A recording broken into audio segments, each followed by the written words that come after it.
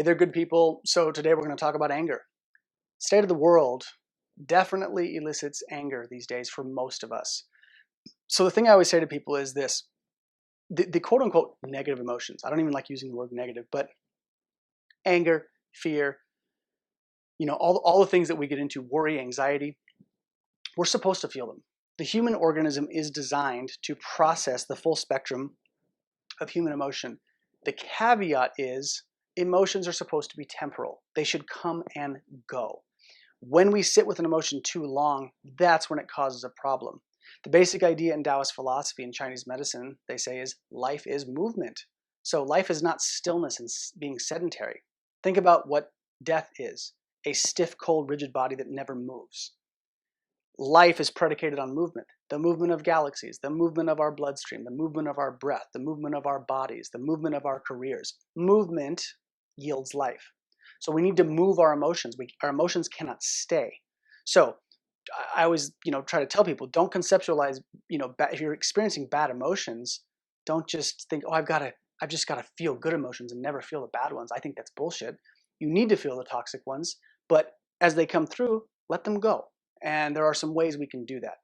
So there's lots of different ways to the top of the mountain, but I'm going to give you the Chinese medicine perspective. One is this. Chinese medicine says that our organs digest thought and emotion. Certain emotions are digested by certain organs. Just so happens in the context of Chinese medicine that anger is processed by the liver. So when we look at that, the liver, Chinese medicine, they'll say a person has a hot liver. That means the person gets angry easily. They're usually irritable. They can become grumpy very quickly. They don't rise well in the morning. They can just be grumpy as all hell. Those people also are going to be very good at positions like law enforcement or firefighting or something where they are having to use some level of aggression or physicality in their job. So it's not to say that it's bad. We just have to be mindful on how to regulate these energies. But like I said, most of us are falling prey to anger in some capacity as the world goes through this craziness. So keeping that in mind, first things is this. Chinese medicine has what they call, it's their own version of a circadian clock. And it's when organs have certain organs are stronger at certain times of the day. And so we track this. And so the way the cycle goes is when we take a breath into the lungs, that's the first organ, okay? When we're born, it's the first thing we do too. We leave the amniotic fluid, we switch over to breathing air. It's the first thing we do. So the lungs are where it starts. And then it goes from the lung to the large intestine to the stomach, the spleen, and yada, yada, yada, through 12 primary organs. And then the last one is the liver. Now, when it gets to the liver, okay, our bioelectricity, our chi, our vital breath has moved its way through the system. When it gets to the liver, it starts over again and goes to the lungs. So the membrane between the ending and the beginning are shared by these two organs, the liver and the lungs. So the idea is we don't want to suppress, remove, or tear out the anger from the liver. What we want is we want to guide it and coax it into movement. We want to get it out of the liver so that it can move and be digested by our system. The way we do that is getting the energy out of the liver and so it can move into the lungs. So the first one is this. The lungs have to move. We have to engage them. We have to challenge our wind, as my first martial art instructor, Chuck Duran, would say. Challenge your wind. You've got to move your breath.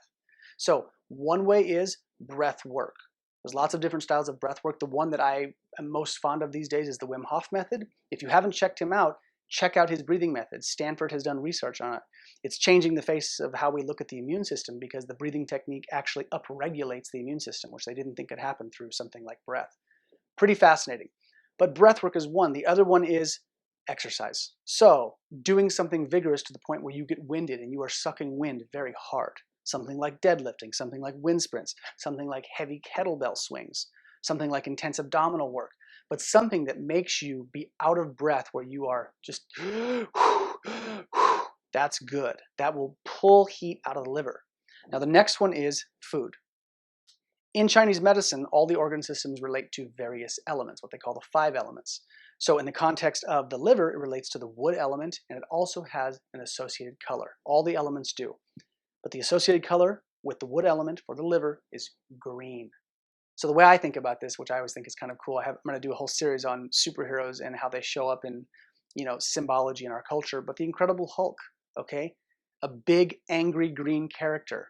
He's like Mr. Liver, Mr. Wood element in the Chinese medicine world. So if that helps you remember, great. If not, don't worry about it. But the idea is this: We want green foods. The green foods, okay, and red foods and yellow foods are going to address different elements in different organs, but the green foods are going to support the liver. So if you tolerate them, leafy greens, okay, dark green vegetables, things like avocado, rich in glutathione, as is asparagus. Okay, these green foods are going to be good for the liver. So if you are prone to anger or experiencing anger, eating some green foods, getting them into your diet, and breath work are going to be two big heavy hitters in terms of how we get the anger to move through so that it's temporal, it doesn't stay with us. The other one is being moderate of alcohol, which is pretty straightforward. Western science, we all know that alcohol is processed by the liver, amongst other things in the body as well. But the idea is this: the more alcohol we drink, the hotter the liver gets. The more consistent we are with our alcohol consumption, the hotter the liver gets, and that the more breath work we have to do and the more we have to regulate it with diet. So if you have a hot liver, you're experiencing a lot of anger, moderate alcohol. The other thing is this: if you're going to drink alcohol, go more towards the clear spirits. So Blanco tequila, gin, vodka, moving in that direction that are clear. The darker the alcohol, the hotter it's going to be for the liver. So it doesn't mean that you have to remove it completely, but be mindful. So we look at the color, okay, the context, in Chinese medicine, the metal element, which is the lungs, okay, the color associated with is white. So when we think of clear liquids, those are more aligned with that color spectrum, clear, okay, something that's clear and white. So we want to go in that direction. That's how we nurture it, okay? We will pull it out with clearer substances, drinking more water, staying hydrated, doing those kinds of things. So these three things are things that I want you to consider if anger is on the menu for you. The takeaway here is that, again, emotions are supposed to be temporal.